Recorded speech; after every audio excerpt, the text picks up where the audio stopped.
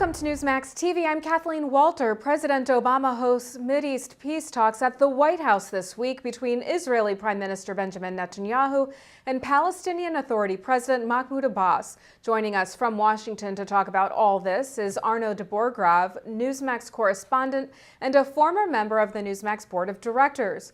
Mr. de Borchgrave is also editor-at-large for United Press International and the director and senior advisor of the Transnational Threats Project at the Center for Strategic and International Studies. Welcome back to Newsmax TV, Arnaud.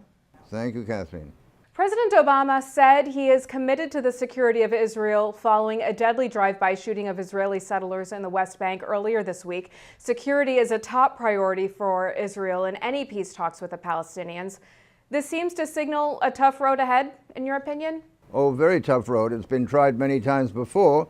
There's one, of course, very simple solution, which was one suggested by the King of Saudi Arabia back in 2002, when he got all of his Arab friends, 21 nations, to agree to sign an immediate peace treaty with Israel and have normal diplomatic relations and economic relations, provided Israel went back to the 1967 borders. That means the borders before the 1967 war. And that, of course, for Israel is unacceptable.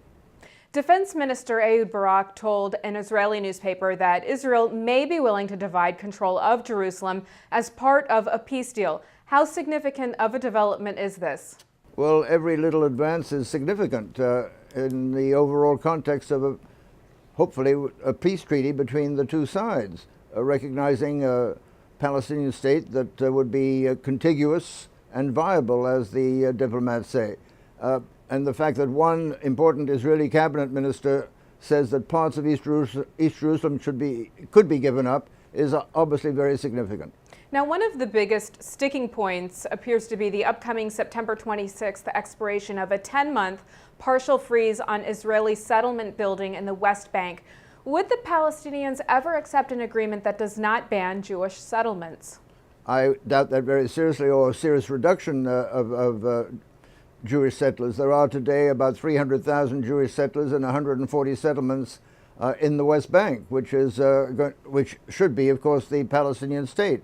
And it's pretty hard to imagine that 300,000 Jews would agree to live under Palestinian sovereignty. So most of those would have to come out, except for some major settlements that are now on the Israeli side of the wall that's been built, the separation between Palestinians and Israelis, which takes up about 12% of the West Bank territory.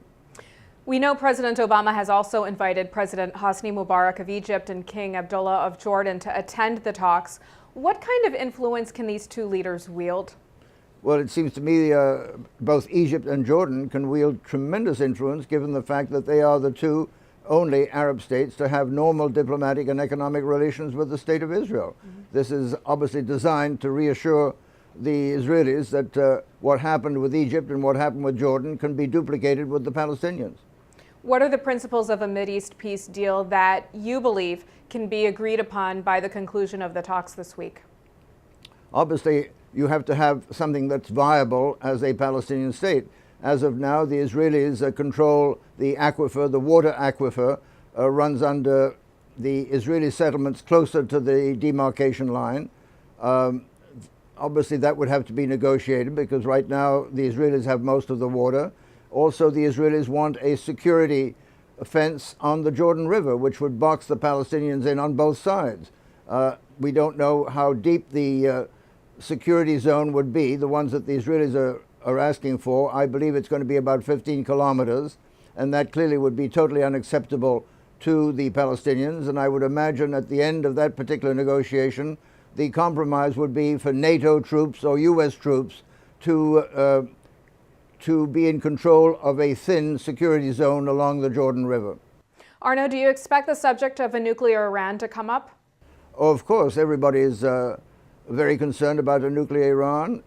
If you talk to some of the leaders up and down the Persian Gulf, off the record, they will never say that on the record, some of them are hoping that the Iranian nuclear installations would be taken out by U.S. bombing. And that, to my way of thinking, is inconceivable under the Obama administration. But what is quite conceivable is that the Israelis would go ahead and do it on their own. you think Israel will indeed strike Iran over the nuclear issue? I think that it's, as of now, it's a 50-50 proposition. A few months ago, I would have put it as low as 3 or 4, but it seems to be moving up the ladder. House Resolution 1553 is winding its way through Congress that would endorse an Israeli attack on Iran. What do you make of this resolution? And in light of our experiences in Iraq and Afghanistan, how receptive would Americans be to possible U.S. military involvement aimed at minimizing the nuclear threat? Well, if you look at the lack of support that the president has for a continuation of the war in Afghanistan, I think support is now down to about 40%. A bombing, Israeli bombing of Iran obviously would widen the conflict to the entire region, and President Obama clearly would be against such a development. Obviously, he would have to be very careful because, as you point out, there's a resolution winding its way through Congress, which would be designed to give Israel total support in the event of a bombing action of Iran's nuclear facilities. So President Obama is a little boxed in on that front. Let's talk about Iraq. President Obama says the U.S. combat mission there is over. However, a number of independent contractors and retired CIA agents are reportedly moving in to take the place of our troops. In your opinion, Arnaud, is the mission over? And if so, who won? No, I don't think the mission is over in Iraq, and we don't know who's won.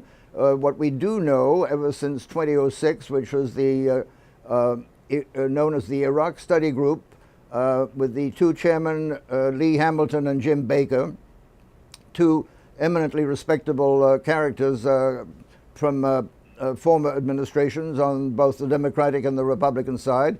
And that Iraq Study Group said in 2006 that today Iran has far more influence in Iraq than the United States. I think where we made a tragic mistake, geopolitically speaking, was to go to war against Saddam Hussein, totally forgetting the geopolitical fact that Saddam Hussein was the best defense against Iran. All right, well, I would like to ask you about a big story here in the U.S., and that remains the Ground Zero mosque plans. In your latest column, you write that the issue is at the center of a war on religions. Can you explain how and what you think should be done about the mosque?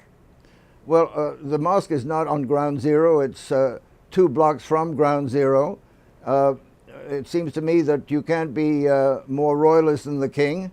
And Mayor Bloomberg feels that we should go ahead and approve of the erection of this. It's not exactly a mosque. It's an Islamic community center which would have recreation facilities, a swimming pool, all sorts of other things. And one area, of course, in a 15-story building, it could come down to 12 stories, would be devoted to a mosque. So the whole thing is not a mosque. And rather than revive these religious feelings that seem to be based on hatred more than anything else, we should go ahead with this, as Mayor Bloomberg has suggested. On another subject you've written about extensively, the world economy, rumors are running rampant of a power struggle in China at the top, guided by 2 visions of reform: more economic freedom versus a return to stronger state oversight. What have you heard, if anything, and how might change in China, one of our biggest creditors, affect the U.S.? Well, China is feeling its way as an emerging superpower. I remember asking the president of China in '92, when it was Jiang Zemin, I suggested that they would have to move willy-nilly towards some form of democracy, and his response to that was that you Americans don't seem to understand that we Chinese have struggled through 5,000 years of history without any conspicuous American advice. All right, last question, Arnaud. The global economic crisis and the recession in the U.S. have taken a toll on confidence in the dollar on world markets. What do you see as the dollar's future as a reserve currency?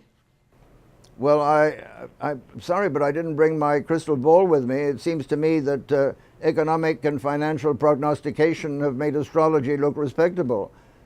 Nobody really knows. The Secretary of the Treasury, the Chairman of the Fed, ask any of these people, they don't really have a clue as to where we will be 6 months from now, so therefore it remains a very dangerous position.